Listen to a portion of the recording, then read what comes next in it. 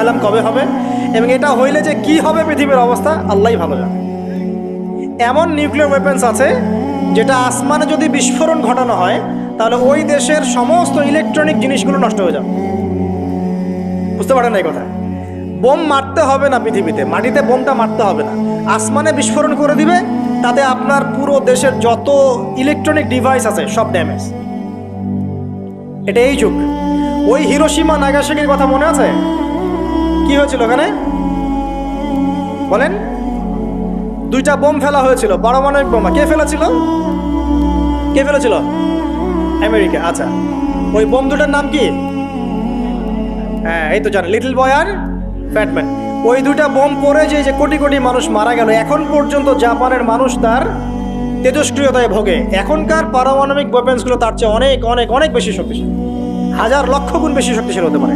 রাশিয়ার কাছে এমন সুপারসনিক মিসাইলস আছে, নিউক্লিয়ার মিসাইলস, যেগুলো শব্দের গতিবেগের চাইতেও 10 গুণ বেশি যেতে পারে। শব্দের গতিবেগ কত হার্টস বলো? তোমরা সায়েন্সে পড়ো নাই?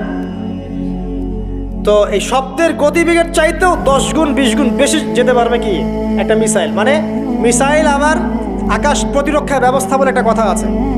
আকাশ প্রতিরক্ষা ব্যবস্থায় ওই মিসাইলগুলোকে ডিফেন্ড করে দেওয়া যায়, ধ্বংস করে দেওয়া যায় আকাশেই। ওই প্রতিরক্ষা ব্যবস্থাও ধরতে পারবে না কত জোরে মিসাইল যাচ্ছে। এবং সেই রাশিয়াকে উস্কে দিচ্ছে এখন পশ্চিমারা, ফেলো একটা বোম, ইউক্রেনে একটা বোম ফেলো খেলো। ও যদি একটা ফেলেই দেয় তখন দেখবেন পশ্চিমারা সবাই মিলে আবার যুদ্ধে নেমে যাবে, পুরো ব্যাসাকার হয়ে যেতে পারে। আল্লাহু আলাম, আল্লাহ ভালো জানেন। তবে এটা সময়ের ব্যাপার মাত্র যে বিশ্বে একটা ভয়ঙ্কর প্রলয়কারী কিছু একটা হতে যাচ্ছে। বলবো যে ভবিষ্যৎবাণী করে বেড়াচ্ছে। ভবিষ্যৎবাণী করি নাই, আপনার বর্তমান সম্পর্কে জ্ঞান নাই বলেই বর্তমানকে আপনার ভবিষ্যৎ মনে হয়। বর্তমান সম্পর্কে আপনি অজ্ঞ বলেই বর্তমানের জ্ঞানটাকে আপনার কাছে ভবিষ্যৎ মনে হচ্ছে। বর্তমান সম্পর্কে জ্ঞান অর্জন করেন, দেখবেন সঠিক বুঝতে পারবেন। বর্তমান বিশ্বের যে অবস্থা, পুরো বিশ্বের প্রায় প্রতিটা রাষ্ট্রই আসন্ন বিপদের সম্মুখীন। এগুলো দেখার জন্য এক চোখ যথেষ্ট না। শুধু কোরআন এবং সুন্নাহ প্রোটেস্ট্যান্ট ভার্সনে পড়ে গেলেই কেউ দেখতে পারবে এমন নয়। এগুলো দেখা এবং বোঝার জন্য আল্লাহর নূর দরকার। কি দরকার? আল্লাহ পাকের নূর দরকার।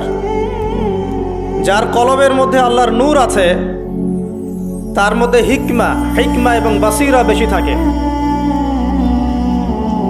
যার মধ্যে কোরআন সুন্নাহর জ্ঞানের পাশাপাশি সমসাময়িক বিষয়গুলোর জ্ঞান আছে, এবং এই সব জ্ঞান অর্জন করার পরে যে ব্যক্তি বিনয়ী অহংকারী নয় এবং যে ব্যক্তি এই জ্ঞান অনুযায়ী আমল করে এবং এই জ্ঞানটাকে বর্তমান প্রেক্ষাপটের সাথে মেলানোর চেষ্টা করে এবং সেজদায় পড়ে পড়ে আল্লাহর কাছে দোয়া করে, আল্লাহ আমাকে হেদায়েত দান করো, আল্লাহ আমাকে বাসিরা দান করো, আল্লাহ আমাকে দূরদর্শিতা দান করো, ইনশাআল্লাহ তাআলা আল্লাহ পাক তার কলবে তার নূর নাজিল করবে ইনশাআল্লাহ।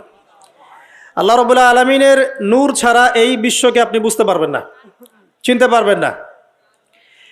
তো প্রেক্ষাপট এখন এমন যেটা মিলে যাচ্ছে সরাসরি আইয়ামে জাহিলিয়াতের সাথে। এই শব্দটা শুনেছেন? আইয়ামে জাহিলিয়াত। আমরা সাধারণত বলি যে নবী সাল্লাল্লাহু আলাইহি ওয়াসাল্লামের নবুয়তের আগের যে যুগটা ছিল